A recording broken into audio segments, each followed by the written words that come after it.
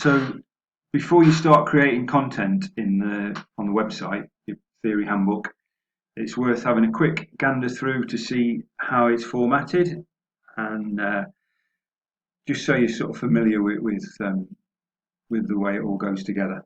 And the easiest way to do that is to have a look at the published website. So at any point while you're working, you can just click on publish, and it gives you the option to view the published website. And this is how the student will see it. Obviously, it's going to be different on a phone or a tablet, and it's always worth checking as you go along that it's still everything that you're doing works on a phone, because I've done that, created a lot of content, used apps that just either don't work on a phone, or the text is too small to see, or the drawings are too small to be legible on a phone. So it's always worth, as you go, just double check periodically that it's working, not just on a PC or a laptop, but on a phone as well.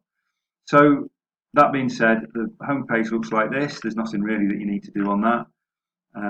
You've got a bit of an introduction to the qualification. You could just copy and paste stuff from your qualification handbook in there.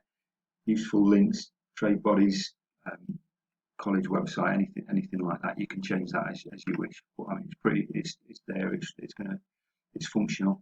If you're not doing carpentry and joinery, then obviously it might be that some of these are less useful to you, but I'll try to keep them fairly generic.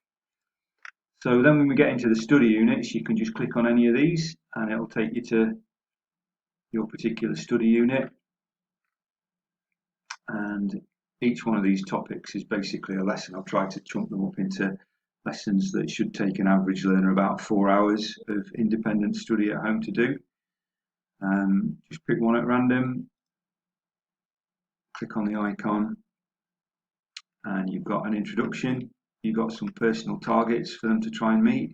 You've got the range, which is taken straight from the qualification handbook, and then you've got the main activity.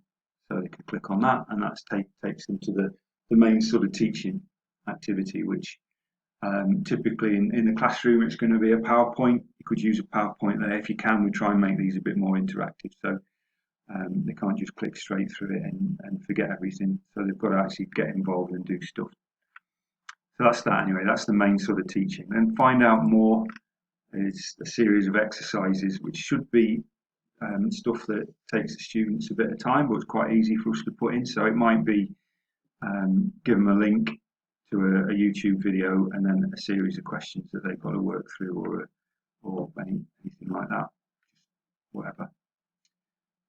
Just adds a bit of strength and depth to that particular topic. And then what have you learned is the assessment, and that's just a link to a Google Forms type quiz, something like that. Put the name in, answer some questions, and we check their learning. We've got a record that they've done something.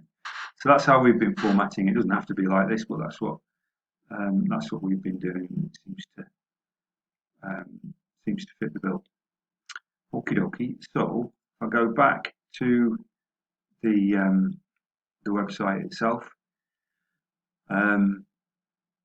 That's the format that we've been using. You can adapt it, do what you want, absolutely.